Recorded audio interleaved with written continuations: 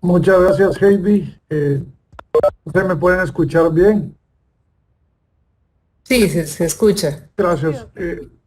Voy a poner la pantalla completa para empezar a hablar. ¿Se ve bien? ¿Todo en orden? Sí, se ve bien. Sí, está muy Sí, bien. doctor. Está muy bien, Bien, escuchamos. gracias. Eh, gracias. Primero que todo, pues agradecer a Dios por un día más, un glorioso día más para su gloria y grandeza de nuestro pueblo. Agradecer al Club de Suelos infinitamente este gran esfuerzo que hacen. Como decía la doctora, es una actividad extracurricular. Nadie los obliga a hacer esto, lo hacen de su propia voluntad, por amor a la ciencia y amor al suelo. Muchas gracias. Y gracias a toda esta distinguida audiencia que tenemos, estudiantes, profesores, tenemos distinguidas personalidades del mundo agrícola y empresarial del país. Tenemos la presencia de la ingeniera Abel Gallardo Zamorano, presidenta de la Federación Nacional de Agricultores y Ganaderos. Tenemos al ingeniero Marvin Oseguera, representante del Consejo Hondureño de la Empresa Privada. Tenemos aquí, pues, a mi buen amigo de la infancia, el ingeniero Luis Salvador Godoy Bueso, desde Santa Rita de Copán, ¿verdad? Representándonos a los copanecos. Entonces, y otras distinguidas personalidades que hemos invitado. De hecho, que, que hoy invitamos al alcalde de Tegucigalpa, el ingeniero el señor Tito Asfura, y probablemente se conectará con nosotros desde Washington, D.C., donde anda haciendo gestiones de su cargo. Y bueno, bienvenidos todas, gracias por estar con nosotros. Quiero dedicar esta humilde conferencia a una persona muy especial para mí, que hacía 31 años no veía, y acabo de tener el honor de estar con él en la ciudad de Starkville, Mississippi, en nuestra alma mater, Mississippi State University, a mi mentor y amigo, el doctor David Emory Petrie. Hasta acá mis bendiciones para el doctor Petrie y su familia. Bien, sin más, el tema que nos ocupa hoy es un tema de actualidad nacional, de actualidad mundial, digamos, porque está muy ligado al tema de cambio climático y calentamiento global y las consecuencias que estamos enfrentando.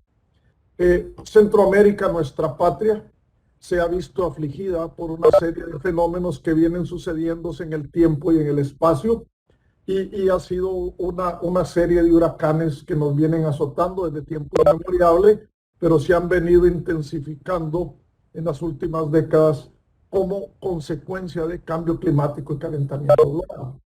Hace 22 años, precisamente el 31 de octubre, nos atacaba el huracán Mitch, que entraba siguiendo esta trayectoria que mostramos acá.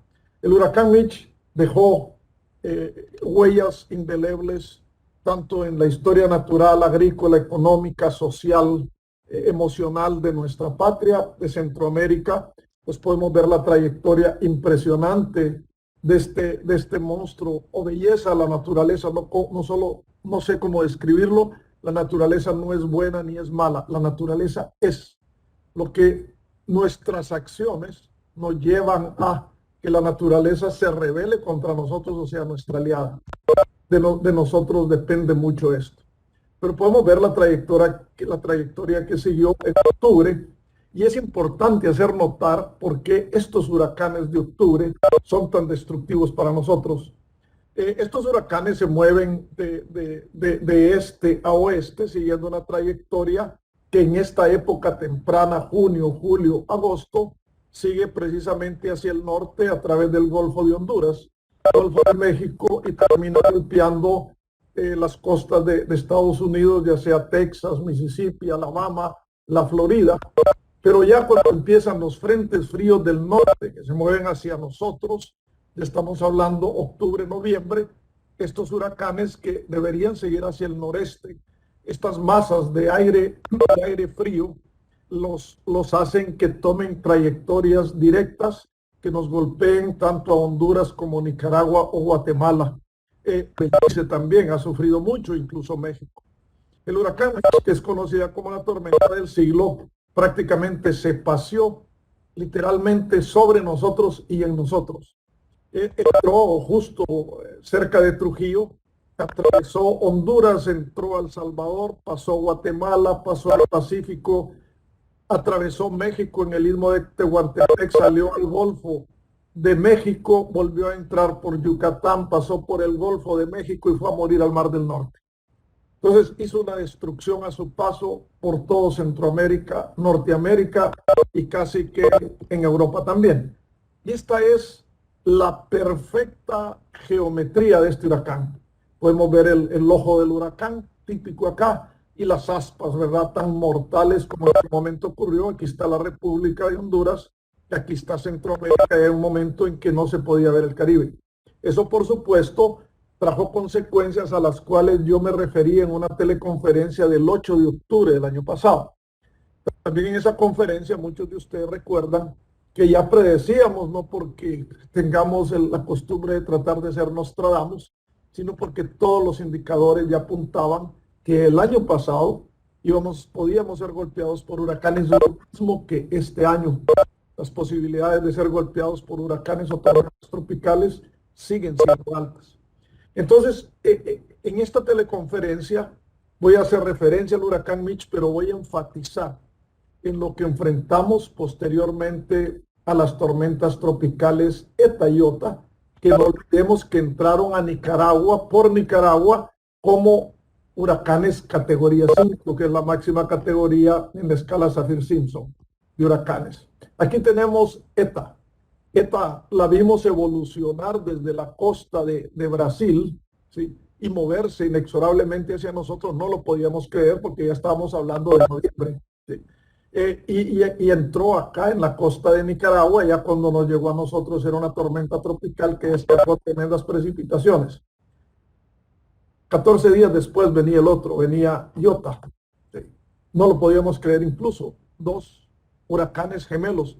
Es más, el año pasado llegó a ser, este año, perdón, llegó a ser tan activo que ya frente a las costas sures de Australia, 2 huracanes chocaron. Y eso se dio a conocer muy poco en los medios. Ya vimos cómo la tormenta tropical Claudette, estamos con la doctora visitando universidades en Estados Unidos, haciendo un turismo científico, visitando a nuestros exalumnos allá, cuando se nos vino Claudette, dejando devastación en el sureste de Estados Unidos. Donde nos movíamos, ahí nos seguía la tormenta. Bien, estos huracanes que se dan muy frecuentemente, pero los que nos han golpeado tremendamente han venido teniendo un periodo de recurrencia más o menos de cada 20 años. Esto no quiere decir que no nos puedan golpear en menos tiempo. Ya la historia del país nos dice que, por ejemplo, en 1969 fuimos golpeados por huracanes. Recuerde que el año pasado, en junio, la tormenta tropical Amanda golpeó la República de El Salvador con daños devastadores, principalmente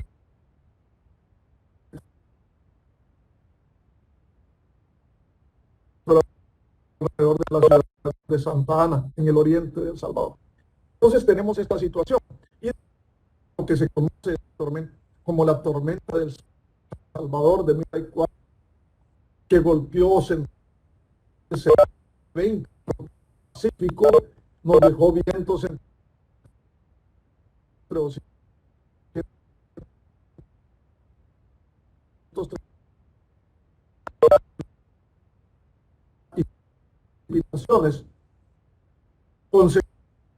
de Ocotepec.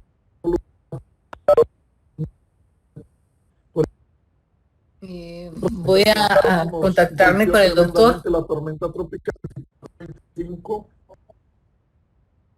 dejando vientos de 110 kilómetros por hora y precipitaciones mayores a los 400 milímetros en una cuestión de 2-3 días. Ahora bien, esto tuvo consecuencias no solo físicas para el país, se destruyó prácticamente todo el Valle de Sula. Pues me contaba mi padre, pues yo apenas no había nacido, estaba 3 años de nacer, el Valle de Sula estaba totalmente inundado de agua. Y eso da origen socialmente a que la empresa transnacional, la United Fruit Company, despidiera 10,000 de sus 100,000 empleados de aquel momento. Entonces esto generó la gran huelga obrera de 1954, que terminó con todo lo que es precursor de de las leyes laborales que hoy por hoy gozamos aquí en Honduras, que son una de las más avanzadas del planeta. La seguridad laboral que tenemos nosotros es envidiable, siempre y cuando pues haya dinero con que cumplirlas. Bien, en 1974, justo después de las fiestas patrias, nos golpea el huracán Fifi, dejándonos tremenda devastación. Incluso la ciudad de Choloma quedó totalmente sepultada. Recuerdo que solo la cruz de la Catedral de Choloma se veía, quedó sepultada. La Choloma que vemos hoy, donde están las maquilas, está construida sobre la ciudad vieja, que fue sepultada en septiembre 17 de 1974. Luego, 24 años después, nos golpea este mega huracán, el huracán Mitch, la tormenta del siglo, dejando devastación que hoy por hoy todo lo medimos con referencia a Mitch. Ustedes recuerdan que cuando nos golpea Eta Iota el año pasado, todo el mundo hablaba, pero cuando el Mitch sucedió esto, cuando el Mitch sucedió el otro, cuando el Mitch llegó el agua hasta aquí, ahora llegó hasta acá. Me está cayendo aquí en el sector de la flecha de Quimistán, Santa Bárbara, una tormenta de rayos con todo el paquete. Si se me ve el internet, la doctora va a tomar la presentación.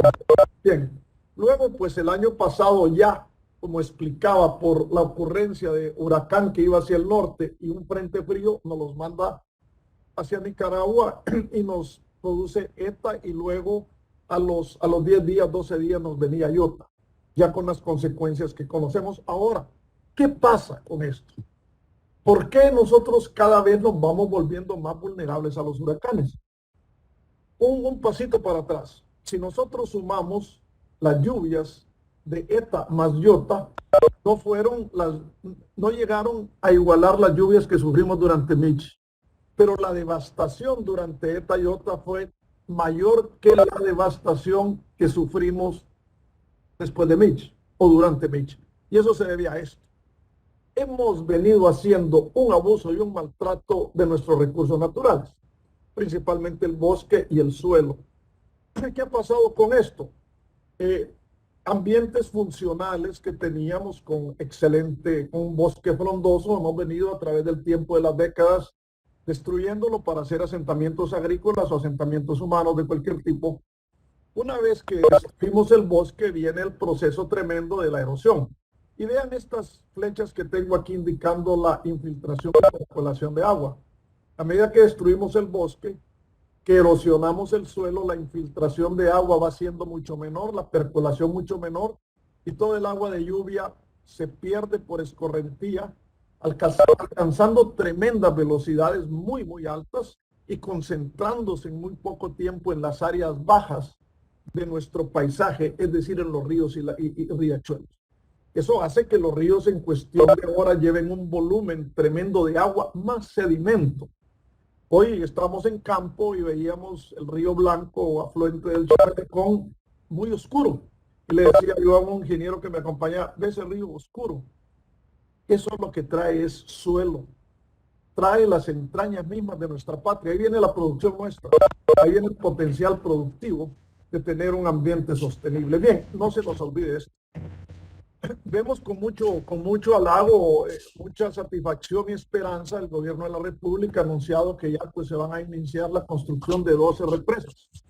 Hoy recibo una llamada de la oficina del Ministerio de Economía convocándonos a una reunión mañana en la 105 Brigada de Infantería, donde el presidente de la República va a anunciar ya el programa de dragado de los ríos Chamelecón y Ulúa en el Valle de Sula. Todo eso es excelente. Pero esos ríos hay que dragarlos porque se han sedimentado más allá de su capacidad de llevar agua y llevar sedimento. ¿Por qué?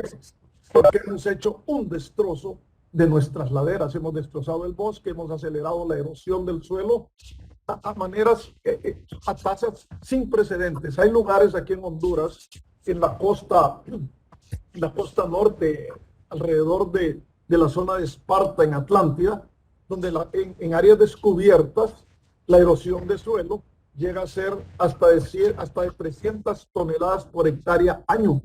Así de salvaje, así de brutal.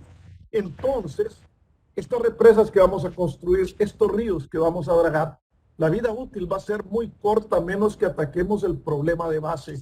Y ese problema fundamental se llama deforestación y erosión de suelo. Yo vengo implorando, literalmente implorando en foros nacionales e internacionales, que urge en este país un programa integral, intensivo, completo y coordinado de conservación de suelos. Bien, ¿qué nos deja esto? Pues tuvimos una destrucción total de nuestros campos bananeros, de nuestros campos azucareros.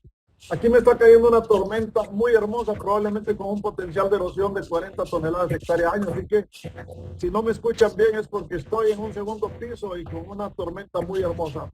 Dios quiera no es más el internet. Bien, estos son los escenarios que nosotros vimos en noviembre. El aeropuerto de San Pedro Sula, el aeropuerto internacional de más importancia en el país, ahora será Palmerola en noviembre, totalmente anegado de agua. Esta es la carretera que conecta entre San Pedro Sula y Progreso, totalmente interrumpida con el Valle de Sula, el valle de mayor desarrollo agrícola e industrial del país, totalmente bajo agua. Y aquí un conciudadano viendo en la Lima, viendo cómo perdía toda su propiedad y cómo perdía incluso hasta su familia, acompañado por su fiel perro, esperando ser rescatado. Bien, ¿qué sucede? Aquí tenemos al ingeniero Luis Salvador Godoy Bueso, que está desde Santa Rita, que tiene un problema que muchos hondureños no tienen en este momento. Los huracanes, como pasó en el 1998, como pasó en el 74, como nos pasó con Eta Iota, depositaron sedimentos arenosos, sedimentos. Por ejemplo, aquí tenemos un estrato en el Valle del Aguán, donde tenemos arena, grava, arena, sobre un suelo que fue legendariamente productivo en bananos. Estamos en el sector de Isletas. Isletas, una zona productora de banano increíble, de 3.200 cajas hectárea, en la zona cerca de la ciudad de Tocoa. Aquí tenemos otro escenario de 3 metros de arena sobre suelos altamente productivos del país en el Valle del Aguán. Aquí estamos midiendo esos sedimentos posteriores a los estudios que hicimos en 1998. El potencial destructivo es tremendo. Esta fotografía de la tesis del ingeniero Reyes, estudiante de Zamorano en su momento, vea lo que estaba pasando en infraestructura, muy aquí, lo que pasó en los campos bananeros alrededor de la Lima, que fue la misma imagen que volvimos a ver hoy durante Eta Iota. Es más, durante Eta Iota veíamos lanchas rescatando personas navegando por sobre la copa de los bananales. Esto le pasó a nuestros suelos agrícolas. Nos dejó grava, arena, como me decía ahora antes de la teleconferencia nuestro buen amigo Luis Salvador, en tiempos allá de nuestros padres, y me decía hoy ahí un viejo aquí del valle de los valles de Quimistán, doctor, me dice, en la época nuestra los ríos nos dejaban un jirune bien rico. Me recuerdo que mi padre veía con mucho entusiasmo cuando se le inundaban sus vegas, porque nos dejaba un sedimento muy rico, muy fértil, renovaba nuestros suelos, porque en las laderas había suelo. Ahora las laderas ya no tienen suelo, lo que tienen es grava y arena, y eso es lo que los ríos depositan. Un sedimento no solo inerte, sino que daña nuestro suelo. Pero como les digo, mientras no tengamos ese programa de conservación de suelo, está bien definido en el programa Plan Maestro Agua, Bosque, Suelo, que se anunció, se lanzó y nunca se implementó a nivel de país, pero ahí está en papel. Bien, ¿qué destrucción deja Milchi en 1998? Estas fueron fincas recién renovadas después de 120 años de producción bananera. La renovamos, es una reingeniería, renovar el suelo, renovar drenes, renovar riego, renovar las matas de producción con una inversión alrededor de $5,000 la hectárea. 6 meses después, esto nos dejaba Milchi a empezar de nuevo. Esta es una foto que le ha dado la vuelta al mundo, donde habíamos subsolado profundo con un subsoleo en rombo perfecto, y la crecida del río se llevó todo el suelo suelto, dejándolo nada más lo que habíamos descompactado. Estas fueron fincas en el Aguán también legendariamente productivas. Ahora bien, ¿qué nos deja 22 años después de Eta Iota? Este tractor de 360 caballos, un John Deere, propiedad de la empresa de don Jesús Canaguati, que a mí me tocó seleccionarlo cuando le hacía yo algunas consultorías a ellos. Estuvo bajo 15 metros de agua en noviembre del año pasado. Tierras tremendamente agrícolas de la zona aquí de de cerca de la zona maquilera aquí del país, muy productivas en palma aceitera, muy productivas en banano, muy productivas en quingras. Hay que renovarlas total y absolutamente ahora. Esto es aquí, donde, cerca de donde estoy, Río Chamelecón, la zona de Santa Bárbara, Valle de Quinistán. Esta era una finca de caña de azúcar que producía 160 toneladas métricas por hectárea. Ahora ya ni siquiera la maleza crece. Hay que hacerle un trabajo de rehabilitación de suelos al cual ya me voy a referir. Esta fotografía la tomé ahorita en enero, febrero. Aquí está el ingeniero Judá Melgar con nosotros de la empresa azucarera Casa Azula, que me anduvo acompañando en todas esas jornadas de principio del año. Y aquí podemos ver bajo 2 metros de arena el cultivo de caña totalmente sepultado. Esta es una zona muy cerca de La Lima, que bananeramente ha sido legendaria, donde nuestra querida compositora nacional, en paz descanse, doña Lidia Handal, compuso aquella famosa canción Bananero. Con mi carguita vengo llegando ahí nomás de Guaruma 2. Esto es lo que nos queda ahora. Este reto, la patria literalmente sepultada, es lo que tenemos que levantar, damas y caballeros. Y el proceso empieza. Hay que empezar a limpiar estos terrenos, a desenterrar cadáveres, como nos tocó a nosotros posteriormente a Mitch, y empezar aquel proceso doloroso, pero estrictamente necesario, de recuperar nuestra patria de los embates naturales, calentamiento global, deforestación, erosión de suelo, mal manejo del ambiente. Pero estemos claros en un concepto. Esto no solo es una tarea de Honduras, no es una sola tarea de Centroamérica, es de todo el mundo. Vean lo que acaba de pasar en Alemania o está pasando en este momento. Inundaciones sin precedentes. La destrucción que ha pasado en Alemania por inundaciones no se veía desde la Segunda Guerra Mundial por acciones bélicas.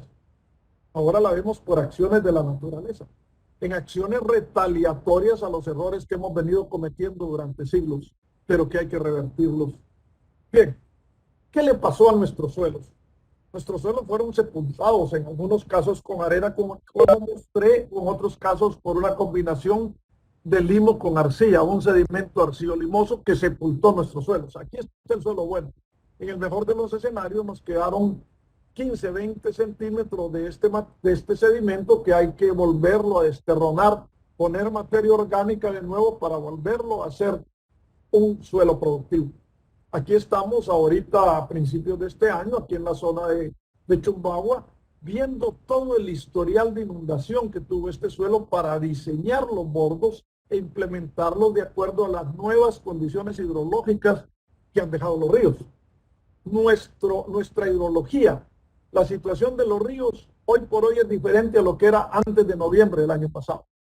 Los ríos se sedimentaron, se asolvaron, toda la dinámica de los ríos cambió. Entonces hay que volver a generar los estudios básicos que comienzan en el suelo con su estratigrafía para ver a qué nos enfrentamos y cómo debemos de diseñar las medidas de rehabilitación de suelos y de defensa contra inundación. Aquí tenemos algo muy importante, de hecho que el ingeniero Judá Melgar reconoce sus manos ahí, ¿verdad? En este agregado de suelo. Aquí tenemos el suelo que había antes de las inundaciones. Noten ustedes el contenido de materia orgánica indicado por el color oscuro. Suelo cañero, que en su momento fue bananero, gloriosamente bananero. Y vean acá, lleno de poros, de raicitas, de actividad biológica. Vean lo que quedó encima. Un sedimento totalmente masivo, aun cuando sea franco arcillo limoso o arcilla limosa, con el potencial de ser bueno siempre y cuando lo sepamos acondicionar, o que la naturaleza tome su curso, tomando décadas para volver a ser suelo. Aquí tenemos un paisaje, un escenario muy común alrededor de Villanueva. Villanueva fue una de las ciudades más devastadas en el país con ETA y OTA. Eso daban ganas de llorar cuando fuimos ahí. Una devastación total. El río Ulúa rompió por ahí, por todos los costados, dejando grandes depósitos de arena y grava. Vean aquí. Esto es bien importante para el manejo físico del suelo. Donde tenemos sedimento más fino, con arena, tenemos más retención de humedad. Pero donde la arena predomina, la retención de humedad es muy negligible. No se da. Entonces nuestras raíces, las raíces de las plantas, de los cultivos al crecer acá, van a encontrar un ambiente agreste, sin humedad, no digamos de nutrientes, sin nutrientes. Ya voy a mostrar datos químicos, correcto. Entonces, bien, ante este escenario nos toca a nosotros rehabilitar el suelo y ¿qué corresponde acá? Con arados, mezclar el suelo anterior con los sedimentos que quedaron siempre y cuando sean sedimentos apropiados. En el caso de las arenas que mostraba anteriormente, hay que remover esa arena. Todavía estamos pensando dónde vamos a poner esa arena o cómo vamos a tratar esa arena. La única alternativa que tenemos es usando materia orgánica, pero en cantidades estratosféricas. Yo hice un cálculo, solo la materia orgánica necesaria para rehabilitar los sedimentos arenosos que nos quedaron en Valle de Sula. No hay materia orgánica en todo el continente americano en este momento para rehabilitar esos suelos. Estamos hablando de 300.000 hectáreas. Bien. En el otro escenario, vean esto, lo que veíamos, el terrón de la mano del ingeniero Judá Melgar, que nos acompaña esta noche. Este era el suelo original, vean, podemos verlo como cortado por una hile. Aquí tenemos nosotros el suelo agregado, materia orgánica, porosidad, un suelo bello. Este es en Guarumas, donde se nos inspiró nuestra querida doña Lidia Handal, parte de nuestra cultura nacional. Pero ahora nos queda un sedimento arcillo-limoso totalmente sin poros, rígido cuando se seca, dejando aquí unos grandes prismas. Aquí lo que nos toca es mezclar este suelo con arados, para volver a hacer que este suelo, acá este sedimento, se diluya con el de abajo. Pero ya no estamos hablando del mismo suelo. La mezcla de este sedimento, que es bajo en materia orgánica y muy saturado con calcio, lo cual saca de balance al magnesio, al potasio, etcétera, elementos menores, hierro, manganeso, sin boro, ¿sí?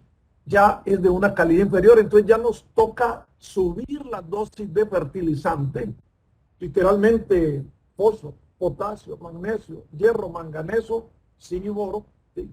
Azufre también, para poder hacer esto productivo a dosis mucho mayores que las que usábamos antes de estos huracanes. Entonces ya vamos viendo que aquí lleva dos componentes. Primero la adecuación física, después ya la adecuación química, pero antes de eso hay que construir las bordas, la labor que hasta ahora se está haciendo en Valle de Sula. La construcción de bordas, que es un esfuerzo nacional, es un esfuerzo del pueblo hondureño a través del gobierno de la República. Ahora bien, eso es primero, luego drenar, secar nuestros suelos, desanegar ese suelo para que se puedan dar los cultivos, luego viene la adecuación física y luego la adecuación química. Bien, aquí quiero enfatizar y no voy a parar mucho en esta diapositiva. Por ejemplo, las tasas de erosión fueron horribles y quiero darles un punto de referencia. La FAO pone un límite internacional de erosión de suelo a 10 toneladas hectárea año. Eso para mí es demasiado. En los proyectos que hemos manejado con la doctora nos ponemos un límite no mayor de 4 toneladas hectárea año, y eso todavía es alto. Y hemos logrado reducirlo con la doctora a menos de 1 tonelada hectárea año en alrededor de 300.000 hectáreas de cultivo de pino. Lo decimos eso con mucho orgullo profesional. Ahora, durante esta iota se nos dieron tasas de erosión, como les digo, que ni siquiera llegamos a cuantificar de 34 toneladas hectárea año. Bien. Ahora, datos de este estudio que voy a presentar vienen del río Aguán posteriores a Mich. Esta fotografía aérea indica las condiciones en 1970. Note los meandros del río. Aquí están las fincas bananeras alrededor de la ciudad de Olanchito, Coyole Central.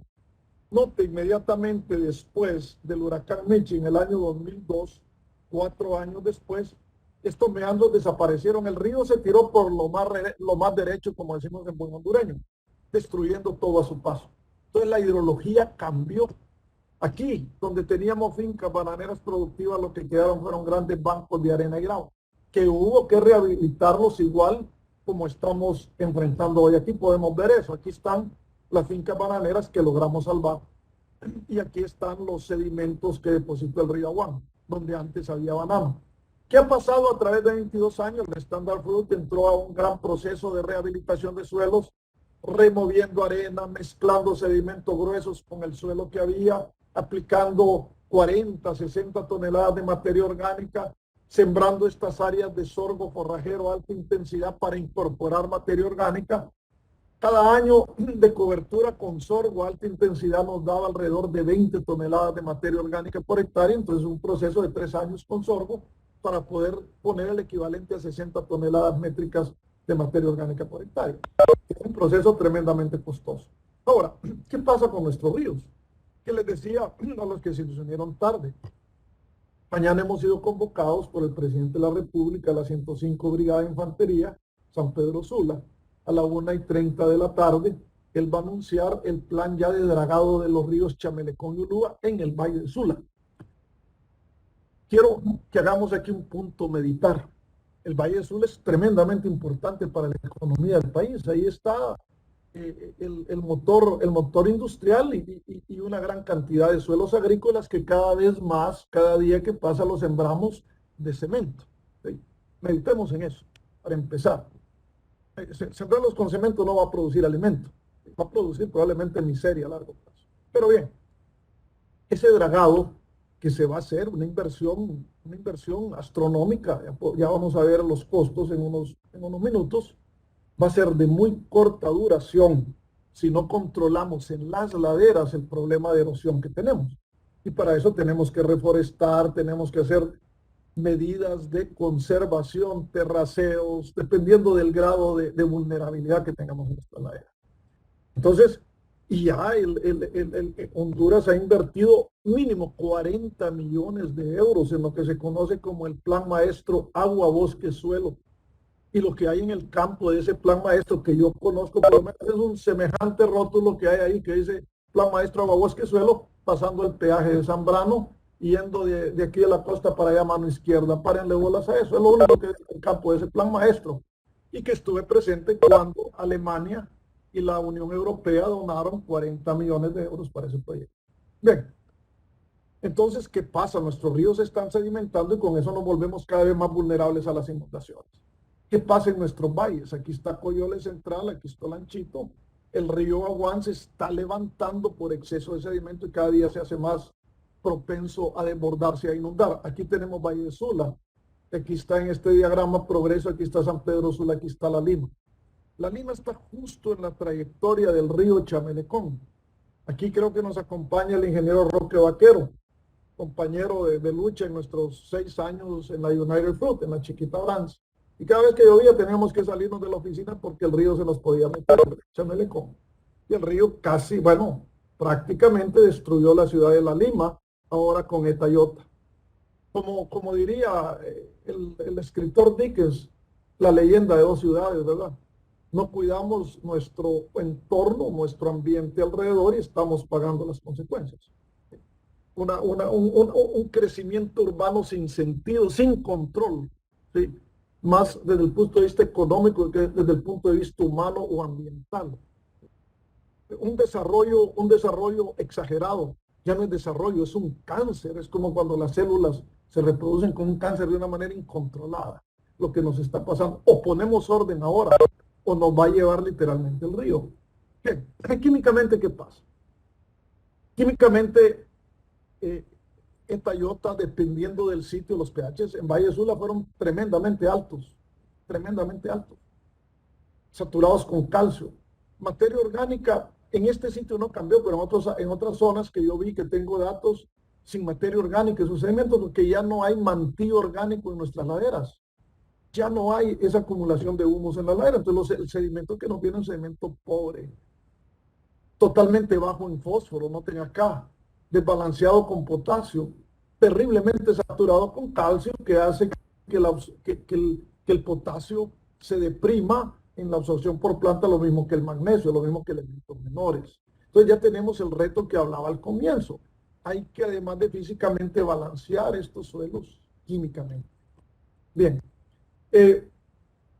Meditemos en esto, vea, nosotros estamos invirtiendo tremendamente en Valle de Sula, infraestructura, todo, y todo lo que hablamos, todo lo que viene en las noticias es referente a Valle de Sula.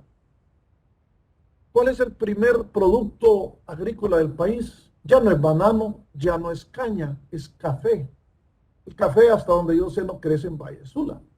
crece en nuestras zonas altas del país donde la tasa de erosión fue criminal. Estamos hablando de 30 toneladas, 36 toneladas por hectárea en un periodo de 10 días, de 10, 12 días. Y no hablamos de esas zonas.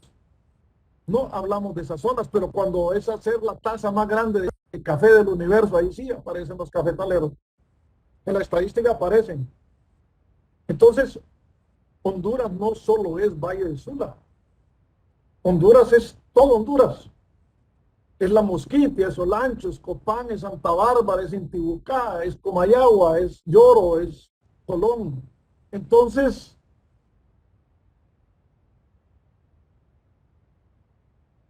sí, ¿nos escucha?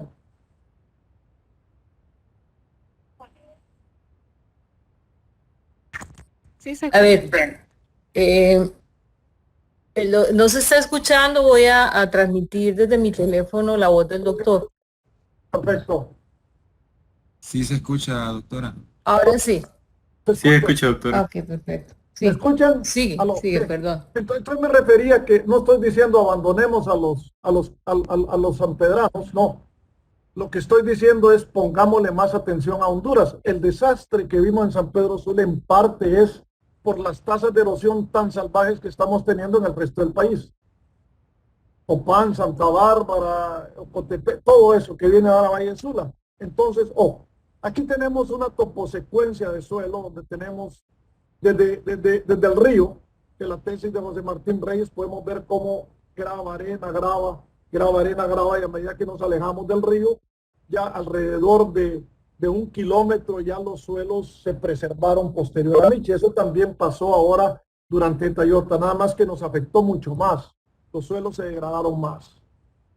Aquí tenemos pues una interpretación estratigráfica de eso. Eso nos ha servido también la granulometría y estratigrafía para diseñar dónde hacer las bordas nuevas y de qué envergadura o resistencia lo va a tener. Aquí ya es una interpretación de esos datos en esa dirección. Ahora bien, las propiedades morfológicas del suelo, ya me refería que quedamos con un suelo, sedimento sin estructura, sin poros, donde ya las raíces no pueden crecer. Entonces hay que hacer la preparación del suelo que corresponde. Químicamente, aquí tengo otra serie de datos. Antes del huracán Michi y después, pueden ver cómo el pH cambió del suelo hacia un pH un poco más ácido, menos alcalino.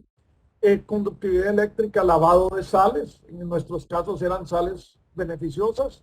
Materia orgánica, los suelos se lavaron de materia orgánica antes, después.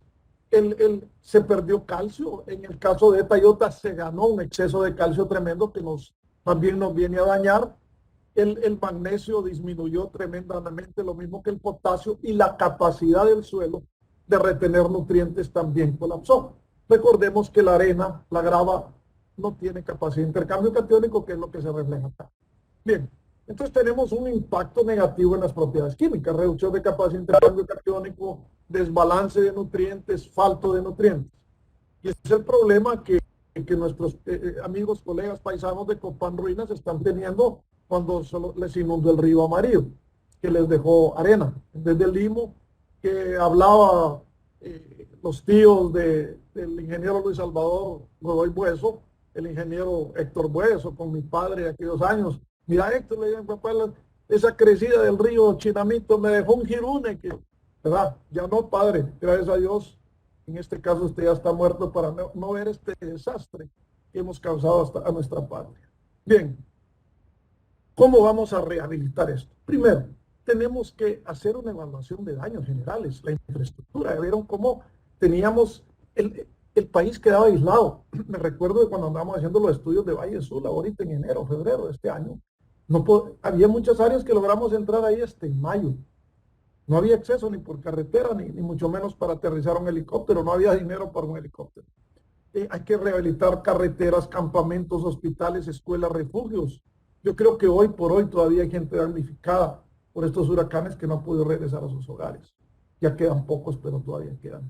Hay que hacer los estudios de las nuevas condiciones hidrológicas. En eso hemos estado acá con equipos de hidrólogos muy ilustres aquí en Honduras. Quiero mencionar un nombre, el ingeniero Roberto Agüero Neda, hombre ya bastante mayor, pero con mucha mucho conocimiento, experiencia y sabiduría, y la escuela que la ha formado, que he tenido el honor de trabajar en estos meses. Estudios detallados de suelos, sedimentos, valoración de cómo ha quedado la forma de la tierra, cuánta erosión hemos recibido en laderas, cómo ha quedado la formación de nuestros valles, que es la valoración geomorfológica, limpiar los cauces de los ríos de escombros, rehacer carreteras dañadas para poder llevar ayuda, primero humanitaria y luego empezar este proceso de rehabilitación, reconstrucción de bordas, drenar, rehabilitar los suelos. Bien, tenemos que generar mapas de suelo, cómo han quedado nuestros suelos. Hoy por hoy, la única escuela de agrólogos que queda en América Latina, que estaba en Colombia, la cual la doctora fue egresada de la Universidad de Bogotá, la cerraron. No sé por qué. ¿Sí? Entonces todo eso hay que reenfocarlo. Todavía tenemos la gran necesidad de la buena ciencia. Acabamos de pasar por academias en Estados Unidos. Ya mucho de eso ya no se parece a ciencias del suelo. Un montón de ciencias, pues no sabemos qué es. Bien, pero hay que retomar esos puntos. Subsoladores, tenemos que tener el equipo adecuado. Ya voy a mostrar fotografías. Arados primarios, rastras pesadas. Equipo no hay en el país. Por ejemplo, el mejor equipo lo diseñamos, lo pedimos en aquel momento, hace 22, 23 años, en el Standard Fruit de Honduras, diseñado especialmente para estas labores. ¿Y qué pasa? Ya no se ocupa, pues hombre, viene la gente de administración y dice, no hombre, eso estorba en el inventario, es un costo muerto, vendámoslo. 20 años después lo vamos a necesitar. Bien, estos son los arados que les hablo. ¿Qué pasó acá? Arena, grava, encima, menos de 70 centímetros de grosor, con estos megarados diseñados para eso, por el Standard Fruit y mandados a hacer a Estados Unidos a la compañía Baker Plow, dándole vuelta al suelo. Pueden ver ustedes aquí en esta fotografía, poniendo el sedimento de arriba, enterrándolo y sacando el suelo fértil de abajo. Restablecer nuestros sistemas de drenaje. ¿Me escuchan? Se me va a ir la luz en un momento y el internet. ¿Qué pasó con nuestra hidrología? Esta es la cuenca del río Aguán. Vean, antes del Mitch 1997, después del Mitch. Vean el desastre que causó, ya visto desde una imagen satelital, una revaloración geomorfológica. Aquí ya tenemos en el 2020. Ahora esta imagen es muy diferente después de Tayota. En el Ulúa, igual manera. Vean cómo ha crecido San Pedro Sula, 1997, 1999, mucho más barrios. ¿Hacia dónde? Por un lado el Merendón, gracias a Dios, se frenó por ese lado, pero entonces empezó a crecer hacia la Lima. Este es el aeropuerto internacional, que hace 6 meses estaba bajo agua. Bien. Aquí tenemos otra imagen del Chamelecón. Choluteca. Choluteca, como les digo, no solo Valle de Sules, Honduras. En la zona sur, de la cual Heidi viene de allá, de Valle, una zona extremadamente rica en agricultura, en industria, en pesca, en ecosistemas. Allá tenemos los manglares, un ecosistema en peligro hoy por hoy. ¿Sí? Pero vean qué pasó durante, aquí está Choluteca, ¿sí? Antes, después del Mitch, casi arrasa con Choluteca. Es más, esa devastación llegó a media cuadra de la catedral de Choluteca. Cuando ya fuimos con mi compadre Hugo Pocasangre y el equipo de soleros de Dola a hacer los estudios, hace 22 años, nos asustamos. Casi entra a la iglesia, las inundaciones. Bien, aquí tenemos de nuevo antes de Tayota. Volvimos, vea, nosotros nunca aprendemos. Volvimos a hacer colonias donde se había inundado el río hace 22 años, poniendo en alto riesgo la vida y la propiedad de los ciudadanos. Correcto. Bien, ¿qué pasa? Tenemos ¿por qué la costa pacífica es más vulnerable que la atlántica? Pónganle atención a esto. Los huracanes más devastadores de Centroamérica no han sido los del Atlántico, excepto por Mitch, han sido los que atacan el Pacífico. La tormenta del Salvador entró por el Pacífico. La tormenta tropical Amanda el año pasado, que golpeó mucho la República del Salvador, fue por el Pacífico. Son costas muy diferentes. Densidad aparente en el Pacífico de los sedimentos es menor, son sedimentos volcánicos, aquí son mayores, son sedimentos cristalinos en el Atlántico. La longitud de la cuenca es más corta, aquí en el Atlántico es más larga. En el Pacífico baja violentamente las corrientes de las zonas volcánicas. Aquí en el Atlántico toma más tiempo. De aquí de la zona de Copán a Valle de Sula son alrededor de 150 kilómetros. De la zona montañosa de Choluteca a la costa pacífica, cuando muchos son 40 kilómetros. Entonces eso ya va siendo una gran diferencia. Entonces eso hay que tomarlo en cuenta. Ahora, ¿cómo rehabilitamos las propiedades químicas de los suelos? Que eso enfrentamos. Ya rehabilitamos la física, ya vieron cómo dándole vuelta a los suelos, mezclando suelos, cambiando el orden de los horizontes, removiendo arena. Pero ¿de dónde sale eso? De los estudios detallados de suelos. A mí me parte el alma que me llaman a esperar que yo dé una recomendación cuando no hemos hecho estudios. Es como que usted vaya donde el médico con una afección que nadie sabe qué es y espere que el médico en ese momento lea la receta sin que le haya pedido los exámenes o lo haya examinado. Exactamente igual. Entonces, toca primero hacer los muestreos, tomar muestras, llevarlas al laboratorio, medir pH, materia orgánica, conductividad eléctrica, todos los elementos. Y de acuerdo a eso, pues ya estructurar los programas de fertilización. Usar fertilizantes de bajo costo. Recuerde que el agricultor está golpeado. Entonces hay que usar fertilizantes de bajo costo y fertilizantes de alta eficiencia. Cuando una plantación está inundada, y voy a dar una serie de seminarios sobre cultivos bajo inundación, cómo manejarlos, ¿sí? La única alternativa que tenemos de fertilizar esos cultivos que no han sido físicamente destruidos, todavía están vivos, es a través de la hoja. Y viene la aplicación de fertilizantes foliares.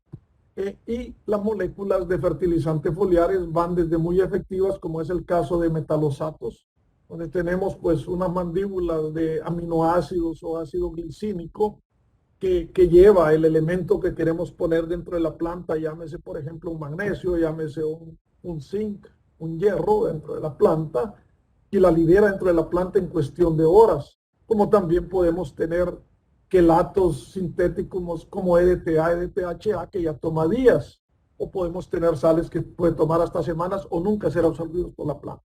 Bien, pero la alternativa foliar está y cada vez se usa más, ¿sí?, en la agricultura. Bien, aplicación manual de fertilizante, porque recuerde, sistemas de riego han colapsado, hay que levantarlos para poder fertirregar si es que es el caso. Y nunca voy a recomendar fertirregar en sistemas por aspersión, no digamos por aspersión sobre el follaje, mucho menos en riegos por gravedad, que ya deberíamos irlo sacando lo más rápido posible de nuestro paquete de riego, porque la economía del agua es demasiado desperdicio de agua, pero todavía se usan. Donde hay abundancia de agua, pues hay que seguir usando. ¿Correcto? Bien, entonces, ¿qué sucede? Una vez que esos sedimentos los tenemos ahí, sedimentos, ya lo dije, pobres en materia orgánica, hay que volver a poner materia orgánica. Recordemos esto, y esto no es historia filosófica, no es cuento de un curso, es algo real, algo que nos golpea en los bolsillos. El suelo es un organismo vivo. Si quieren convencerse de eso, les recomiendo un documental en Netflix, que se llama Besa el suelo, Kiss the Soil. En alemán, Kussen die Boden, si es que hay algún alemán aquí con nosotros, ¿sí? Véanlo. Ahí está muy claro que no solo es mantener o mejorar un organismo vivo, sino que eso paga. Tuvimos la experiencia en Standard Fruit con los programas de conservación de suelos en piña, en Asia, 300,000 hectáreas bajo conservación. Piña. Que no solo frenamos la erosión del suelo, la sedimentación de las aguas, sino que incrementamos hasta en 100% los rendimientos. Es dinero en el bolsillo.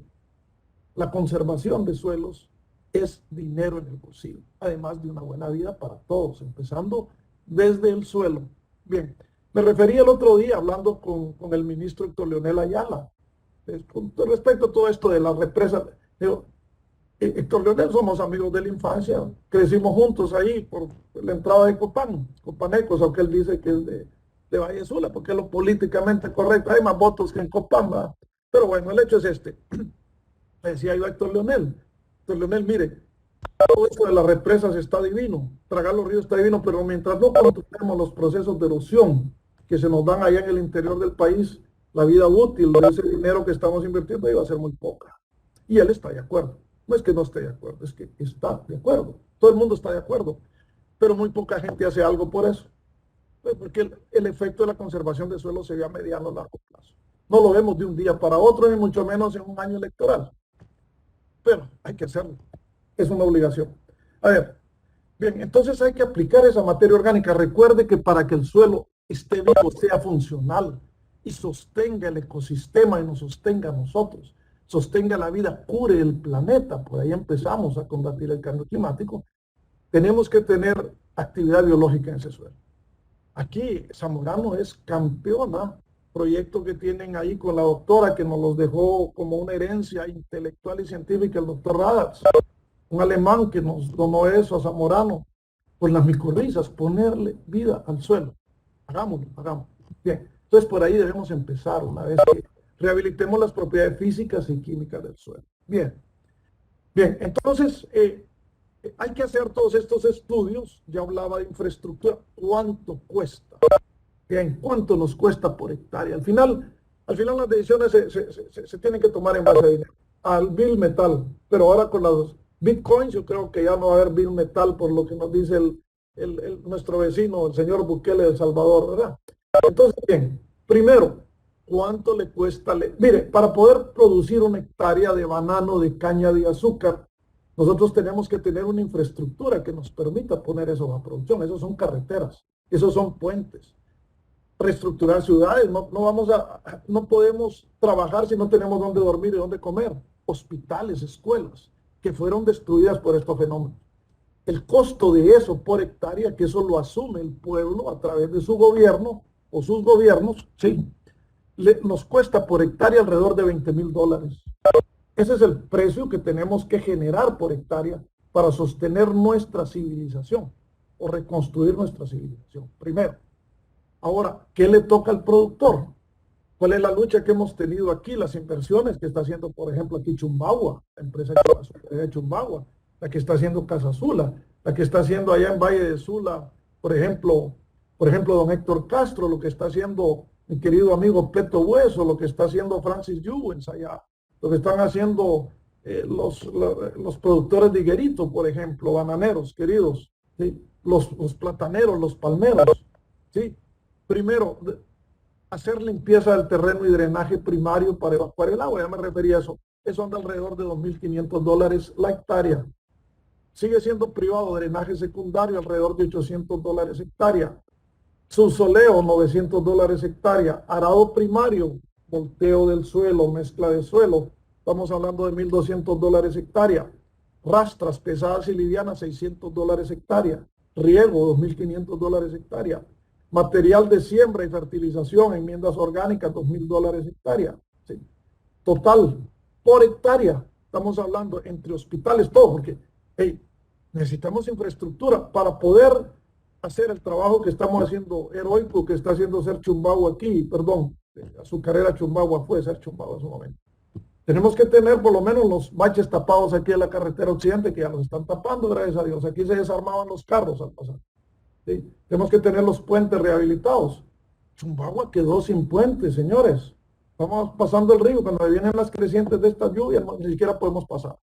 Entonces, bien, ese costo lo absorbe la empresa, lo absorbe el ciudadano. Ojalá que haya ayuda gubernamental. Hemos tenido la suerte que han habido países que nos ayudan, donantes. Pero yo planteo esta pregunta principalmente a ustedes jóvenes. ¿Hasta cuándo vamos a ser un país de de mendigos internacionales, por favor? Nosotros mandamos nuestras comisiones, miren, bien vestidos, traje, corbata, en aviones, a que pidan limosna a las Naciones Unidas o a las naciones donantes, por el amor de Dios. Eso no es digno. No en un país tan rico como Honduras, eso no es digno. Eso no es digno, jóvenes.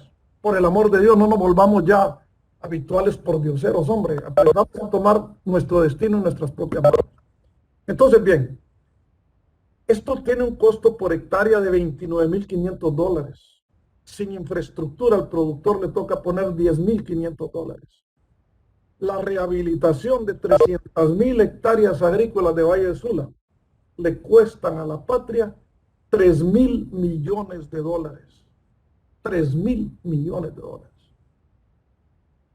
Yo ni siquiera tengo la idea de lo que son 3.000 millones de dólares en mi cabeza.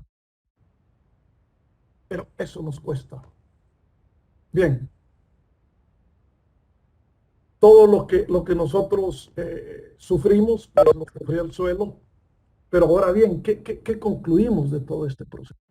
¿Qué podemos ya aterrizar? Aquí, esta y otra no son los últimos huracanes. Este año hay probabilidades altas que nos golpee otro o otros, si no huracanes, tormentas tropicales. Países vulnerables, Belice, tal vez tenemos colegas escuchándonos allá, siempre el ingeniero Gary Rudón de los productores nos acompañan. Guatemala, México, todo el Caribe, Puerto Rico, hoy por hoy está haciendo Alemania. ¿Sí? Alemania, imagínense ustedes. ¿Sí? Pues cualquiera, no, los alemanes tienen dinero, no. La miseria que están viviendo miles de alemanes en este momento es igual a la que sufrimos nosotros. La miseria no conoce razas, nos golpea a todos igual y sufrimos igual. Tenemos que enfrentar también sequías. Vea, me recuerdo estando precisamente en Casa Presidencial en un foro con el señor presidente de la República, que azotados por las sequías del 2015, me decía, doctor, ¿y qué probabilidades hay que este año nos golpee un huracán? Le decía yo, altas, porque ya nos acercamos a los 20 años de Mitch. Entonces, esa sigue siendo para nosotros. Cambio climático quiere decir extremos climáticos. Nos vamos a mover entre sequías y entre huracanes. ¿Sí? Bien, las condiciones hidrológicas totalmente alteradas. Las cuencas están deterioradas, vuelvo y digo, para ya abreviar un poco este tema. Me trabó aquí la máquina. Y quiero concluir con esto, no les quiero quitar mucho su tiempo. No me pasan ya, pero esta es la última diapositiva, la penúltima diapositiva, vamos a ver. Si la logro mover, porque no me... Ok, bien. Vuelvo y repito. Mientras no tengamos un programa integral, robusto, nacional, coordinado de conservación de suelos y aguas, vamos a seguir pagando las consecuencias de eso. Los ríos que dragaremos este año y el año que entra, donde vamos a invertir millones de dólares, va a tener muy poca vida útil, se van a volver a sedimentar porque vamos a seguir generando sedimento en nuestras laderas y perdiendo la productividad agrícola. Recuerde dónde crece el café. No crece en valles aluviales, crece en laderas. Es un cultivo de laderas. ¿Dónde crece el cacao? A estos dos cultivos le estamos apostando el futuro de la economía agrícola del país. Miren, el café es uno de los cultivos más democráticos que hay. Más de 300,000 familias en este país que producen café. Bien, entonces pongámosle atención a eso. Honduras no solo es Valle de Sula. Con esto no hay que decir abandonemos Valle de Sula. Redistribuyamos mejor los esfuerzos que estamos haciendo por el país. También a los cafetaleros no nos inundó nada. Les pasó algo que muy poca gente lo ve, que es una tasa de erosión salvaje. 36 toneladas métricas de suelo por hectárea perdidas en 12 días. Eso no hay país que lo tolere 2 veces. Estemos conscientes de eso. Bien, entonces urge eso. Yo quiero agradecer primero pues siempre me inspira mucho poner esta fotografía al ingeniero José Martín Reyes, que para mí, además de ejemplo de superación, es un ejemplo de lo que es el espíritu zamorano, del guerrero y guerrera zamorana, que lo preparamos en el campo para que trabaje en el campo y para que sirva a su patria y a su sociedad. Tuvimos el honor de ser coasesores de la tesis del ingeniero Reyes, del cual muchos datos que presenté aquí, principalmente de Mitch, salen. Y quiero agradecer sobre todo el heroico esfuerzo de nuestro pueblo. Está allí siempre presente, luchando. Aquí no hay lo que nos abata Dios, siempre nos va a dar la fuerza para levantarnos. Quiero agradecer infinitamente a la azucarera Chumbagua y a Tres Valles, compañía azucarera Tres Valles, porque están financiando estos estudios. También a la compañía azucarera hondureña S.A. Tula, más conocida como Santa Matilde, ¿sí?, que también financiaron estos estudios en Valle de Sula, fotografías que les mostré. ¿Sí? Y definitivamente a la Sociedad Hondureña de las Ciencias del Suelo. Ahí está la doctora Gloria de Gaugel, que con las uñas han levantado esa sociedad para poner el nombre de Honduras internacionalmente en un gran pedestal. Mire, la doctora no es hondureña, todos lo sabemos, es colombiana, pero muy pocos hondureños hemos hecho por los suelos de este país lo que ella ha hecho, y por la educación y motivar a nuestros estudiantes a que estudien suelos. Eso con orgullo ella va a cualquier parte del mundo y ahí están sus exalumnas y exalumnos, ¿verdad? Felicidades, doctora, y gracias por lo que hace por nuestra patria. A la Universidad de Zamorano, a la Universidad Nacional de Agricultura. Yo tuve el honor de estar con ellos en este momento por una semana, una jornada de 3-4 meses. Creo que nos acompaña el ingeniero Emilio Fuentes, el ingeniero Sarabia, el ingeniero, vaya, no quiero dejar a nadie por ahí, el doctor Talavera. Entonces, yo he tenido alumnos, compañeros de trabajo brillantes de la UNA. Acabamos de montar un laboratorio de suelos de primera línea. Apoyemos a ese laboratorio, apoyemos a esa universidad. Están con las uñas también trabajando, tratando de hacer grande esta patria. El CURLA, nuestra decana de la educación superior en Honduras, la Universidad Nacional. Allá está la ingeniera García, Samantha García, tampoco hondureña, pero que está haciendo una gran contribución a este país. Tenemos al ingeniero Jorge Avendaño en la Universidad de San Pedro Sula. Tenemos a la ingeniera Carmen de Briceño en la Universidad Católica, en la Facultad de Ciencias Ambientales, luchando mucho por el suelo. Tenemos a su esposo, el ingeniero Briceño, en la Oficina Presidencial de Cambio Climático, luchando todos. Honduras es un país grande, es un país de gente determinada, apoyémosla. Les dejo aquí mis contactos y no me queda más que agradecerles infinitamente su atención y haberme aguantado un poco las cascarrabias y frustraciones ya de un viejo tal vez de años, pero no de espíritu. Yo creo en aquellas palabras que dijo aquel famoso poeta nicaragüense Rubén Darío. Dijo algo: si pequeña es la patria, uno grande la sueña. Y yo le añado esto: no solo la sueña, uno grande la hace. Así que, jóvenes, esto queda en manos de ustedes. Gracias y Dios les bendiga, y queda abierto el foro para preguntas si es que hay tiempo.